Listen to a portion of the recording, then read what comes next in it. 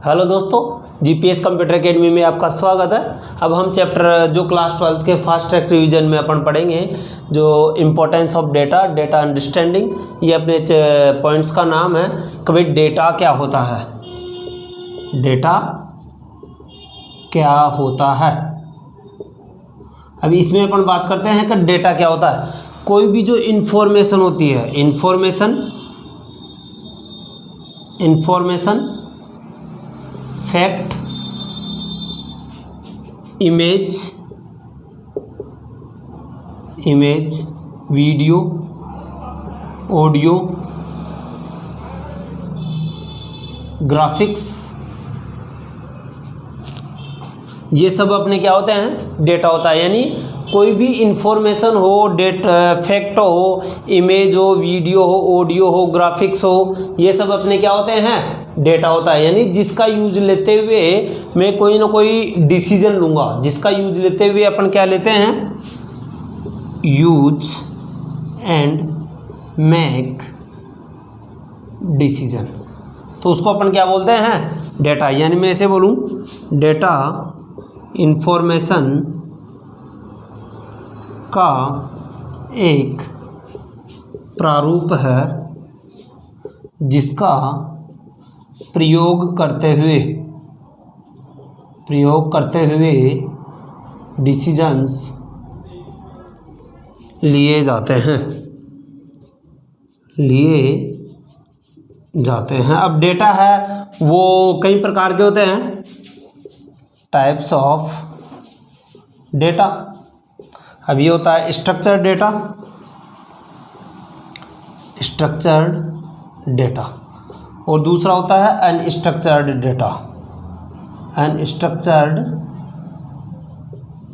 Data.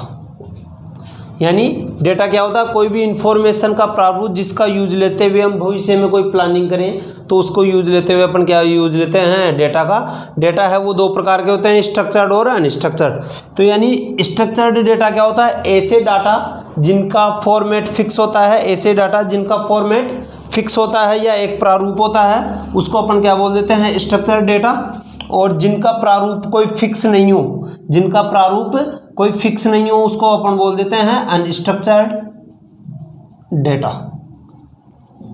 इसमें पूर्व निर्धारित नियम होते हैं, नियम या फॉर्मेट होते हैं। इसमें पूर्व निर्धारित नियम या फॉर्मेट नहीं होते हैं। तो ये होगा आपका स्ट्रक्चर्ड और अनस्ट्रक्चर्ड डेटा। ठीक है। अब इसके बाद में अपन बात करते हैं डेटा कलेक्शन। अब डेटा कलेक्शंस में क्या होता है कि जब डेटा अपने पास उपलब्ध होता है तो उसका हम कलेक्ट करके कुछ डिसीजंस लेते हैं। जैसे मान लो मुझे पिछले 5 साल के स्टूडेंट्स के मार्क्स का रिकॉर्ड देखना है, तो अपने स्टूडेंट जो टेबल होगी उसमें विभिन्न प्रकार के डेटा स्टोर होंगे। जैसे 2010 का रिजल्ट क्या था, 2011 का क्या था, 2012 का क्या था, 2015 का क्या था। तो इस प्रकार कलेक्शन करते हैं हम डेटा का, ताकि हम भविष्य की इंफॉर्मेशंस है उनका यूज ले सकें। डेटा कलेक्शन, डेटा का भविष्य में प्रयोग लेने के लिए उन्हें कलेक्ट किया जाता है।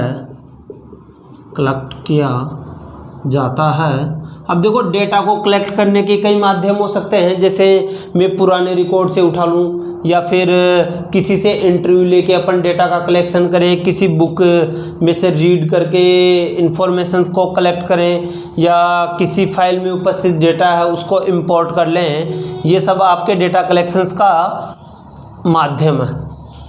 लेने के लिए डेटा कलेक्ट किया जाता है, जिसे डेटा कलेक्शन के नाम से जाना जाता है, जिसे डेटा कलेक्शन के नाम से जाना जाता है,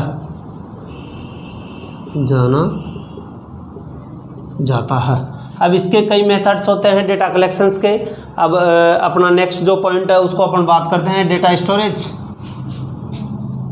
या importance of data. Importance of data, यहाँ पे एक पॉइंट और है डेटा प्रोसेसिंग। Data processing.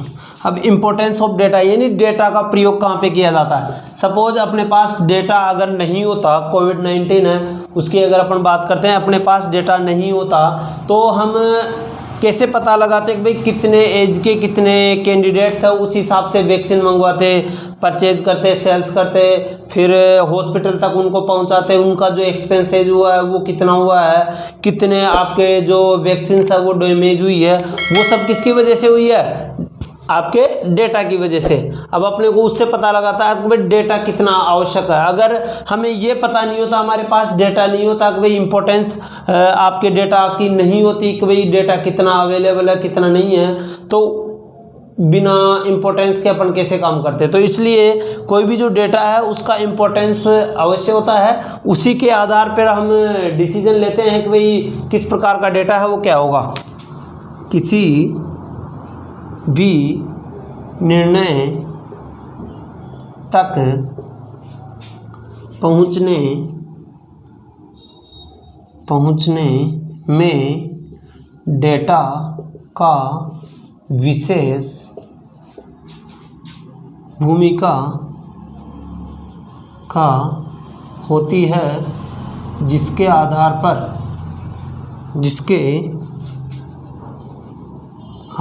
पर बहुत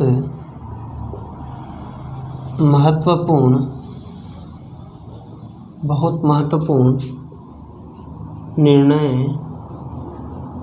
लेने होते हैं। ये होगा आपका इम्पोर्टेंस ऑफ डेटा। कहाँ पे यूज़ आता है, हर जगह यूज़ आता है, जैसे बैंकिंग हुआ, एयरलाइंस हुआ, इधर से बिजनेस हुआ,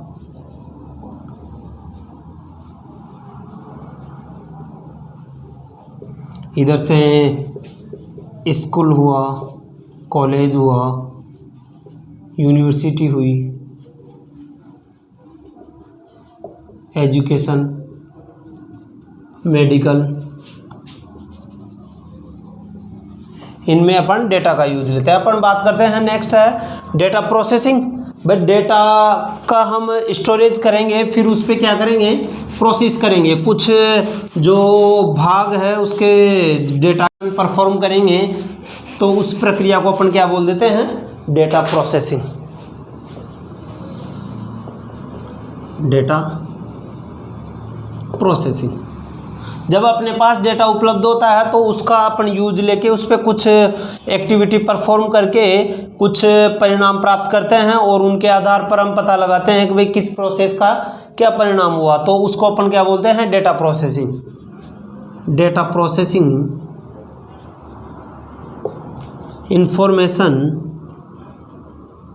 इंफॉर्मेशन पर ऑपरेशन परफॉर्म करवाने या इंफॉर्मेशन या डेटा पर एक्शन लेने की प्रक्रिया से हैं। ये होगा आपका डेटा प्रोसेसिंग। इससे क्या है, अपने आउटपुट का परिणाम, आउटपुट है वो परिणाम के रूप में प्राप्त होता है। डेटा प्रोसेसिंग के बाद ही परिणाम प्राप्त होते हैं। अब जैसे अपने पास परिणाम प्राप्त होते हैं तो अपन उसको क्या करते हैं, डेटा स्टोरेज। तो अपना जो नेक्स्ट पॉइंट है वो क्या है, डेटा स्टोरेज। जो भी प्रोसेस होने के बाद में परिणाम प्राप्त होते हैं उसको अपन क्या बोल देते हैं, डेटा स्टोरेज। डेटा को भविष्य में यूज लेने के लिए उन्हें स्टोर किया जाता है, उन्हें स्टोर किया जाता है ताकि आवश्यकता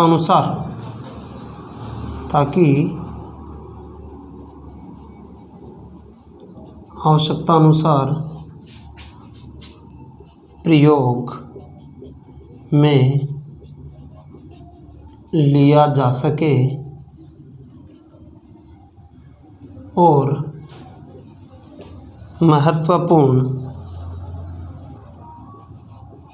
महत्वपूर्ण निर्णय लिया जा सके। यह है आपका डेटा थे डेटा अंडरस्टैंडिंग। अब डेटा को कलेक्ट करने की विभिन्न टेक्निक्स है, उसके लिए अपन यूज लेते हैं statistical techniques for processing of data. अब इसमें पहला आ जाता है आपका मीन को अपन क्या बोलते हैं, माध्य।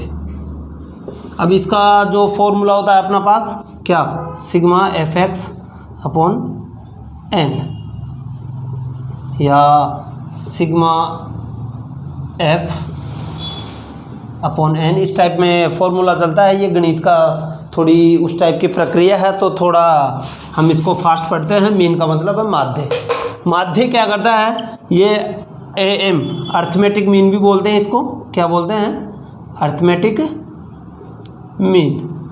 अब ये एक तरह से एवरेज है, क्या है, औसत है। ये दी गई जो संख्या है उसका औसत ज्ञात करता है। यह संख्याओं का औसत ज्ञात करता है, ठीक है। जैसे एग्जाम्पल अगर अपन देखें ये, और इसको डिनोट किससे कर देते हैं, x से या x बार से इसको डिनोट करते हैं अपन। किससे डिनोट करते हैं, x बार से। चलो एग्जाम्पल देखते हैं एक छोटा सा, ज़्यादा बड़ा नहीं लेंगे।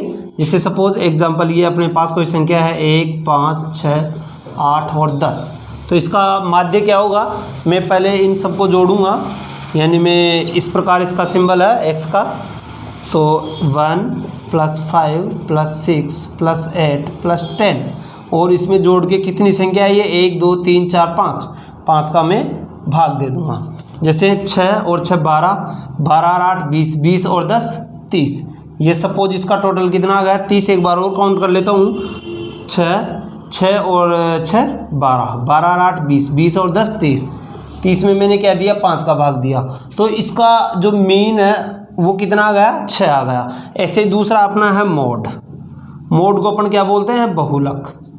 हिंदी में क्या बोलते हैं, बहुलक। अब बहुलक में क्या होती है, जो संख्या जितनी बार रिपीट होती है वो ही मोड होता है। जैसे मान लो यह है फ्रीक्वेंसी को अपन बोलते हैं आवृत्ति। यह फ्रीक्वेंसी या आवृत्ति की अधिकतम दोहराव या रिपीटेशन को दर्शाता है, दोहराव या रिपीटेशन को दर्शाता है, ठीक है। एग्जाम्पल, अब एग्जाम्पल में अपन बात करते हैं। जैसे मान लो 1 1 6 5 8 10 12 और 12, ये अपने पास कोई संख्या है। अब देखो सबसे ज़्यादा रिपीट को ये कितनी बार हो रहा है, 2 बार रिपीट हो रहा है। ये 6 कितनी बार हो रहा है, 1 ही बार है। 5 है वो भी 1 बार है। 8 है वो भी 1 बार है। 10 है वो भी 1 बार है। और इधर 12 है वो कितनी बार है, 3 बार है। तो सबसे ज़्यादा रिपीट कौन सी संख्या हो रही है, 12। कितनी बार रिपीट हो रही है, 3 बार। तो यहाँ पे मोड क्या हो जाएगा आपका, 12 हो जाएगा, ठीक है। ये होगा आपका बहुलक, मीन, मीडियन। इसके बाद में अपन बात करते हैं मीडियन की। मीडियन, मीडियन क्या करता है, मध्य की वैल्यू ज्ञात करता है। क्या करता है, मध्य की वैल्यू ज्ञात करता है। अब मध्य की वैल्यू में क्या होता है कि भाई जो भी वैल्यूज होती है अपने, उसमें वो 2 का भाग दे देता है और उसकी कैलकुलेशन करता है कि कौन सी पोजीशन पे कौन सी वैल्यू स्थित है। तो इसको अपन बोल देते हैं मीडियन। मीडियन का मतलब होता है माध्यिका, यानी मध्य की वैल्यू। यह मध्य की वैल्यूज या वैल्यू की गणना करता है। क्या करता है, मध्य की वैल्यू की गणना करता है। चलो एग्जांपल देखते हैं अपन कैसे। 1 6 8 9 3 5 2 ये हो गया आपका ये। तो मध्य एक तरह से अपन बात करते हैं कि कौन सी संख्या अपने लगभग बीच में आएगी। तो इधर अपने टोटल जो संख्या है यहाँ पे कैलकुलेशन नहीं करेंगे। कैलकुलेशन का मतलब है हम जोड़ नहीं करेंगे।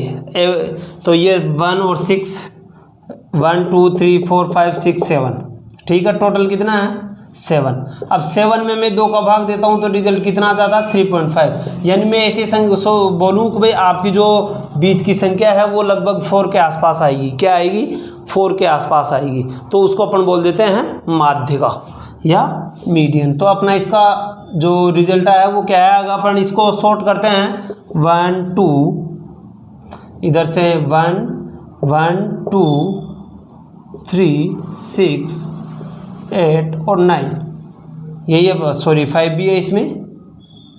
1 2 5 6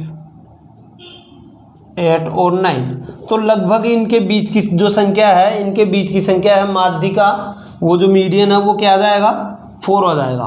तो इस प्रकार हम इसकी वैल्यूज ज्ञात करते हैं। फिर अपना मीन, मीडियन, मॉड और एक और है स्टैंडर्ड डेविएशन बोलते हैं उसको, स्टैंडर्ड डेविएशन है।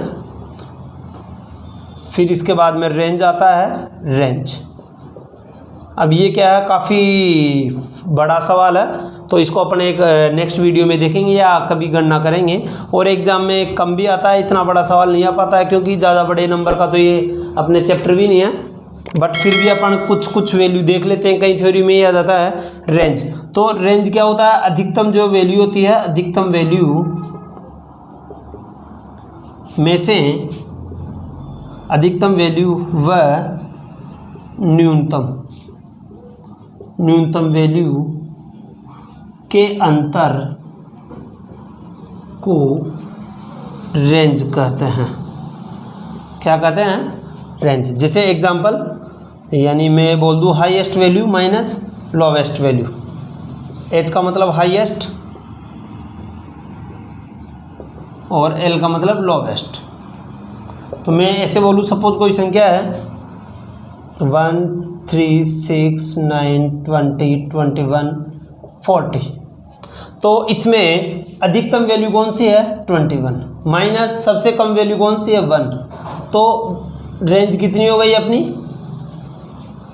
20। इस टाइप में अपन ज्ञात करते हैं। अगर मान लो मैं केवल इन 2 ही संख्या का ज्ञात करूं तो इसमें अधिकतम संख्या क्या है 3 और न्यूनतम संख्या क्या है 1, तो रेंज क्या हो गई 2। इस टाइप की वैल्यूज में अपन कैलकुलेशन करते हैं। चलो मैं इसको मिटा देता हूँ। ठीक है दोस्तों, अगर आप किसी भी प्रकार का वीडियो बनवाना चाहते हो तो उसको प्लीज़ कमेंट्स में लिख दें। उन्हीं क्वेश्चंस को हम बनाएंगे जो आप को प्रॉब्लम्स हो। और बाकी फास्ट ट्रैक रिवीजन चल रहा है, एग्जाम की दृष्टि से बहुत महत्वपूर्ण या अति इम्पोर्टेंट क्वेश्चंस ही पढ़ाए जाएंगे।